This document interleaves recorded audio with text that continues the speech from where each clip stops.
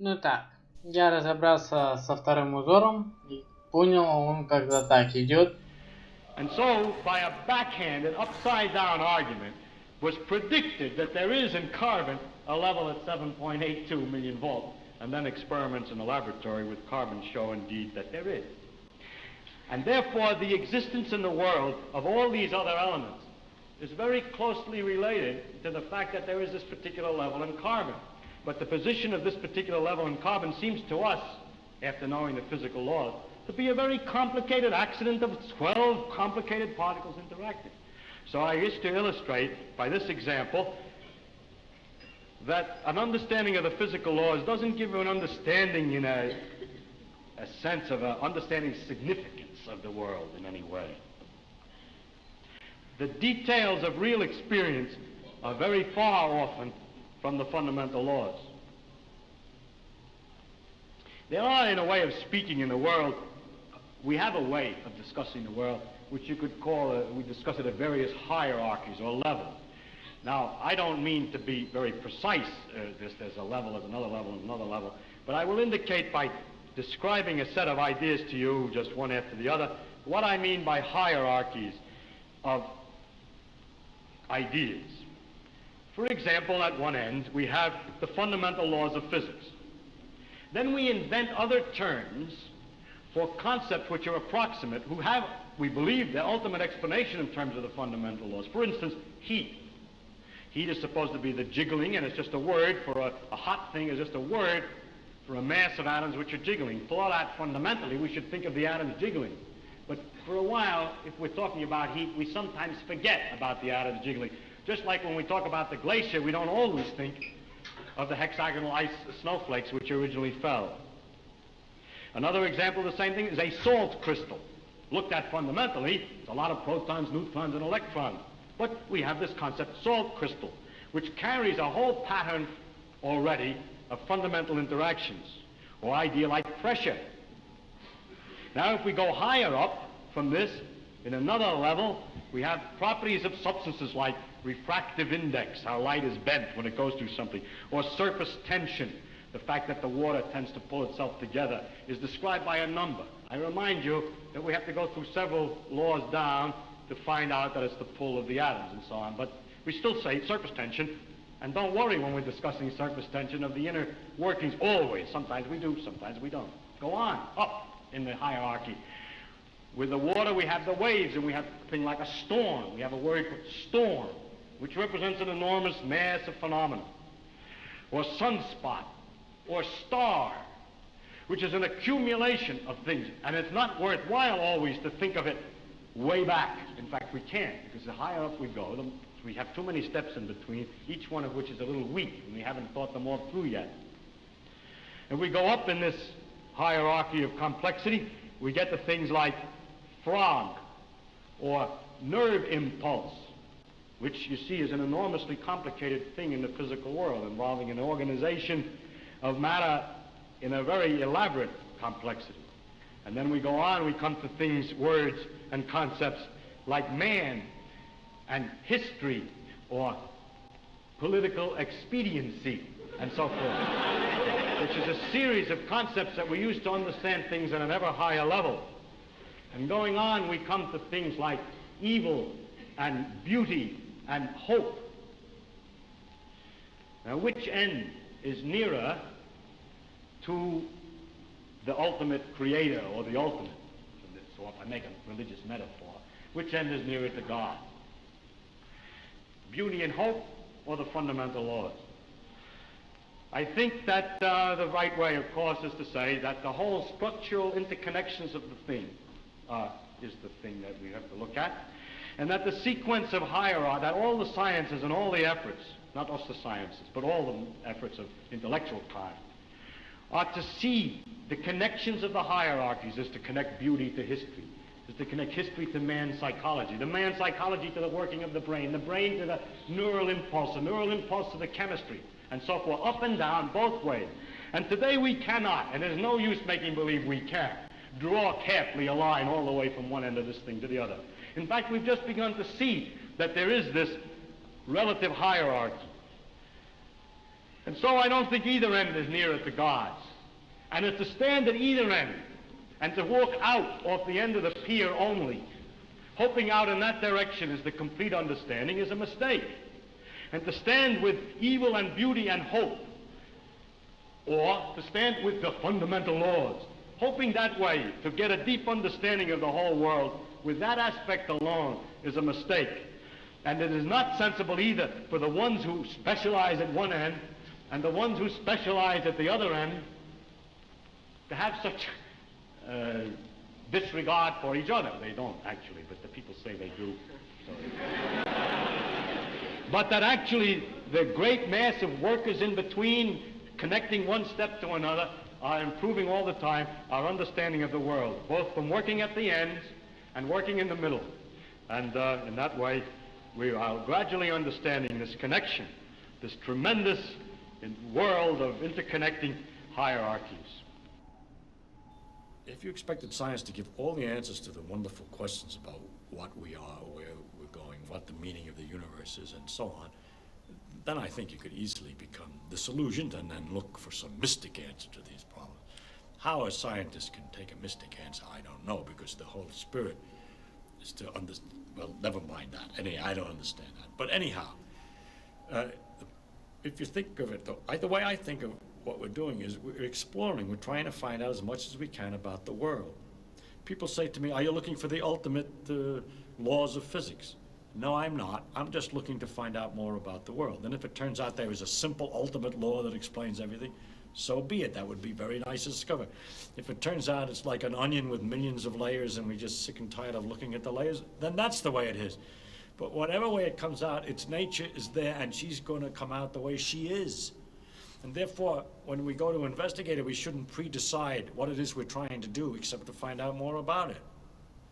If you said, but your problem is, why do you find out more about it? If you thought that you were trying to find out more about it because you're going to get an answer to some deep philosophical question, you may be wrong. It may be that you can't get an answer to that particular question by finding out more about the character of nature. But I don't look at it. My interest in science is to simply find out about the world. And the more I find out, the better it is. I like to find out. There are very remarkable mysteries about the fact that we're able to do so many more things than apparently animals can do. And other questions like that. But those are mysteries I want to investigate without knowing the answer to them. And so altogether, I can't believe the special stories that have been made up about our relationship to the universe at large, because they seem to be too simple, too connected, too local, too provincial. The earth, he came to the earth. One of the aspects of God came to the earth, mind you. And look at what's out there. How can it isn't in proportion. Anyway, it's no use arguing. I can't argue it. I'm just trying to tell you why the scientific views that I have do have some effect on my beliefs. It also, another thing, has to do with the question of how do you find out if something's true? And if you have all these theories of the different religions, have all different theories about the thing, then you begin to wonder. Once you start doubting, just like you're supposed to doubt, you ask me, is the science true? We say, no, we don't know what's true. We're trying to find out. Everything is possibly wrong. Start out understanding religion by saying everything is possibly wrong. Let us see. As soon as you do that, you start sliding down an edge, which is hard to recover from. And so with the scientific view, or my father's view, that we should look to see what's true and what may not be true, once you start doubting, which I think to me is a very fundamental part of my soul, is to doubt and to ask. And when you doubt and ask, it gets a little harder to believe. You see, one thing is I can live with doubt and uncertainty and not knowing. I think it's much more interesting to live not knowing than to have answers which might be wrong. I have approximate answers and possible beliefs and different degrees of certainty about different things, but I'm not absolutely sure of anything. And there are many things I don't know anything about, such as whether it means anything to ask, why we're here, and what the question might mean. I might think about it a little bit. If I can't figure it out, then I go to something else. But I don't have to know an answer. I don't feel frightened by not knowing things. By being lost in the mysterious universe without having any purpose, which is the way it really is as far as I can tell, possibly. It doesn't frighten me.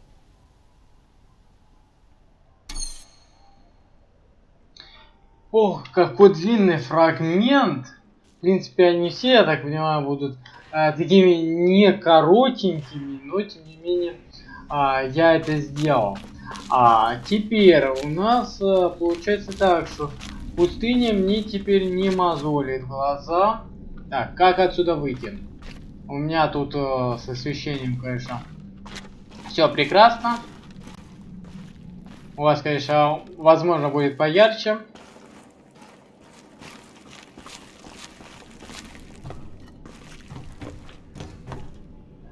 Так, хорошо. Здрасте, выпустите меня. Хорошо. Я практически нашел. Так, шикарно. Шикарно. Теперь, что у нас остается? У нас остается середина. А замок. Мы, кстати, можем сейчас в замок сбегать. Полюбоваться, что почем. Тут, кстати, уже есть некоторые головоломки, на которые я уже сейчас могу ответить, что является хорошим знаком. Но я так понимаю, тут еще много по мелочи будет проблем.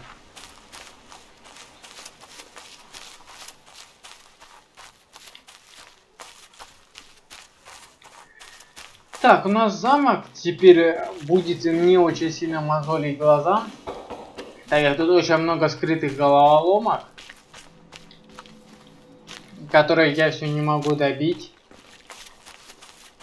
И при этом они, в принципе, несложные, как бы уже все ответ. Стоп. А я вниз могу спуститься?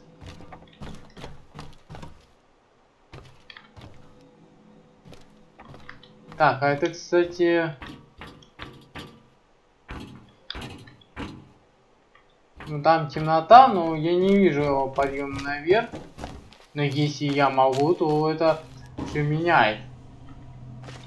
Там еще 10 тысяч головоломок получается.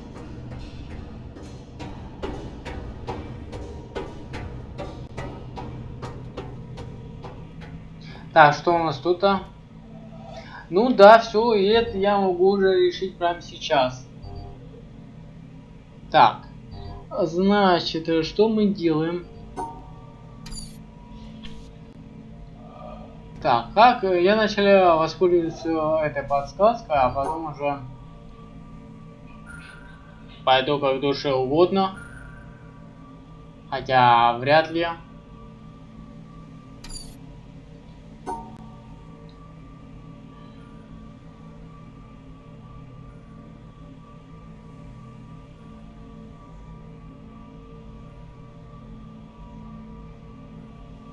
Так, хорошо.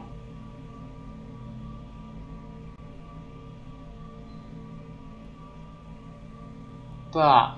А вот, кстати, тут достаточно интересно. Шестерка. И Г круглая. Так, значит, получается... Я иду сюда. Так.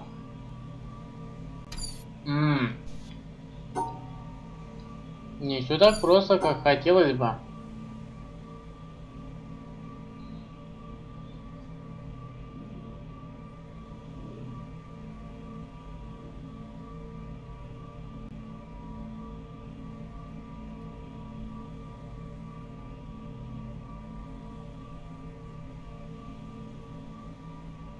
Так, хорошо. Контакты есть. Кстати, так крутится. Значит, ее можно использовать в своих злобных целях.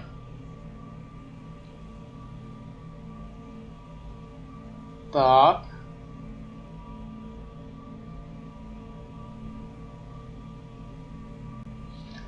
Так, и остается последний участок.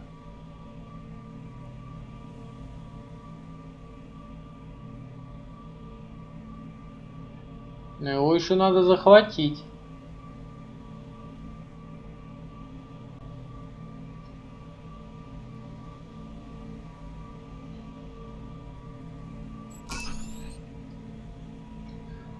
Аплодисменты.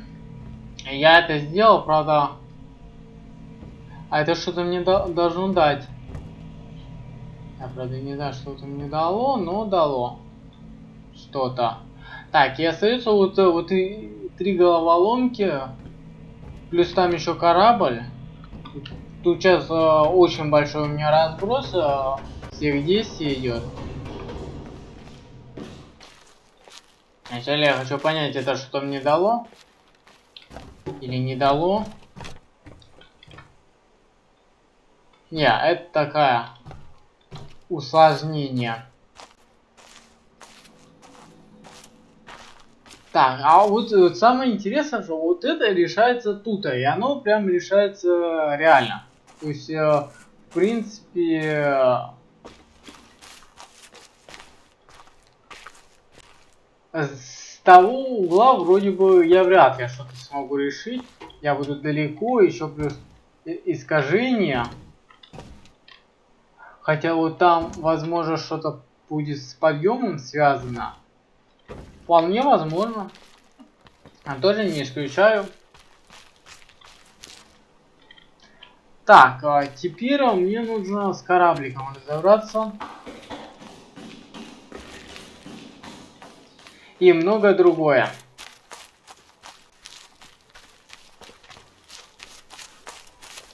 Так, цвета я вроде бы полностью добил. Я вот до сих пор не уверен, что я цвета не добил. Я не добил болото. Так, отлично, в болото можно спуститься. Тут, кстати, просто шикарные ветки.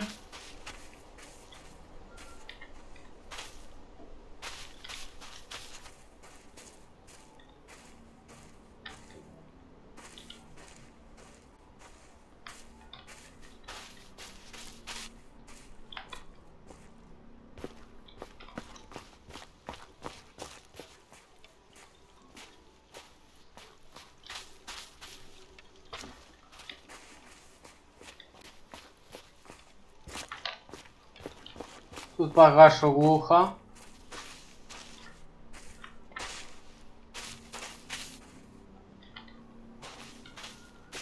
Пока что еще скрытые головоломки, так как тут вроде бы кроме скрытых ничего не прогнозируется.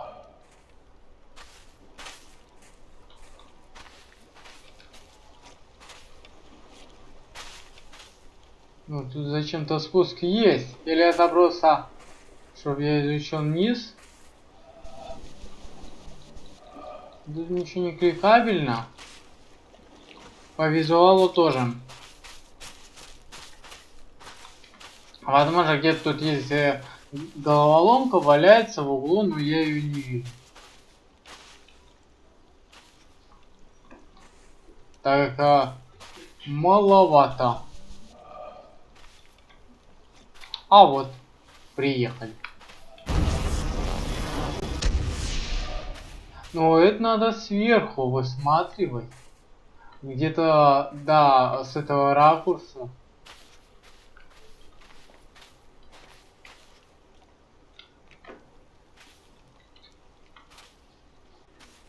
Но я нашел. Но она видна только снизу. Вот еще одна головоломка. Окей, мы приехали.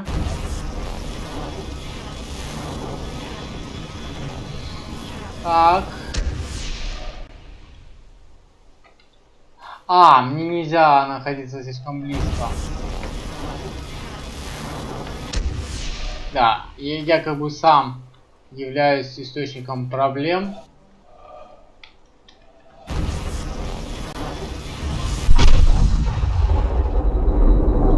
Хорошо.